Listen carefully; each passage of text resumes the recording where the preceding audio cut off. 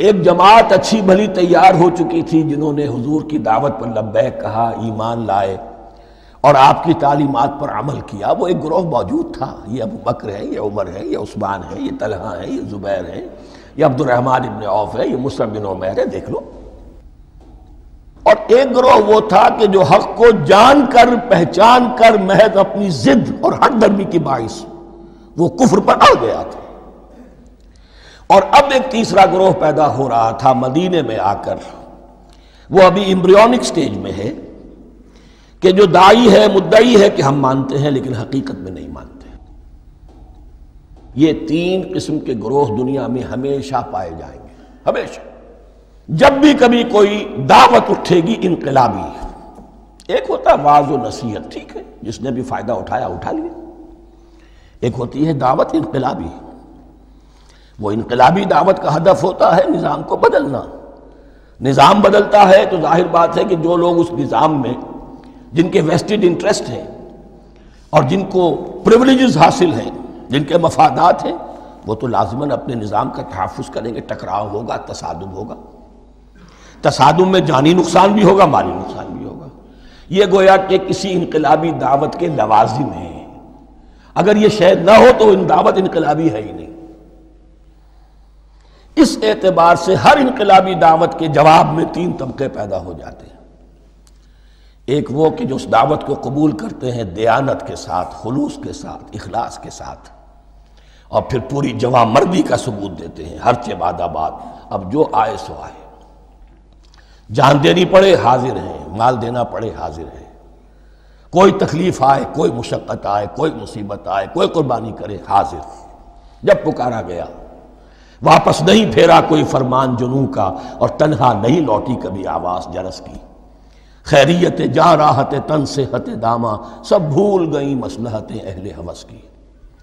ایک وہ لوگ ہوتے ہیں، ایک وہ لوگ ہوتے ہیں کہ جو اڑ جاتے ہیں ضد پر، ہٹ درمی پر، ماننے کے باوجود، جاننے کے باوجود کہ بات تو ٹھیک ہے جو کہہ رہے ہیں، کیسے مان لیں؟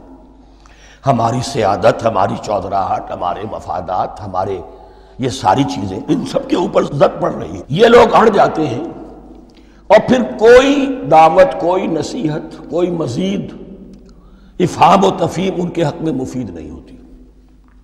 اس لیے کہ صحیح بات ہے جو کہتے ہیں کہ سوتے کو تو جگایا جا سکتا ہے، جاگتے کو کیسے جگائیں؟ کوئی سویا ہوا ہے تو آپ اسے جگا دیں گے، جو جاگا ہوا ہے لیکن وہ بنا ہوا ہے، وہ اٹھنے کو تیار ہی نہیں ہے، تو آپ کیسے اٹھا دیں گے اس کو؟ تو جو لوگ جان بوجھ کر حق کو پہچان کر رد کر دیتے ہیں، پھر ان کے حق میں کوئی دعوت، کوئی نصیحت، کوئی تبلیغ، کوئی انذار، کوئی تبشیر مفید نہیں ہوتی۔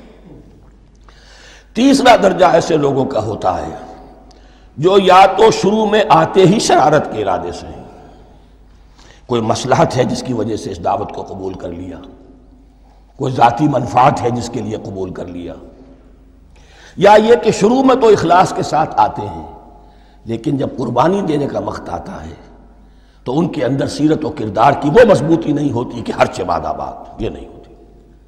وہ پھر ڈگمگاتے رہتے ہیں، کبھی کچھ چلے پھر کہیں ٹھٹک کر رہ گئے، پھر کہیں کچھ چلے پھر ٹھٹک کر رہ گئے۔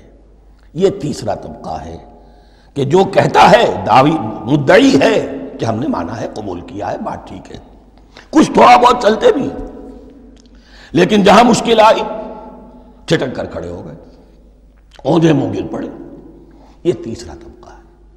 اس کے لیے لفظ ہمارے ہاں منافقین بھی ہے، لیکن اس رکوع میں آ کر، ابھی ان 4 رکوعوں میں نہیں بلکہ سورہ بقرہ میں مکمل میں بھی کہیں نفاق کا لفظ نہیں آیا ہے، اس لیے کہ اسے مرض سے تعبیر کیا گیا۔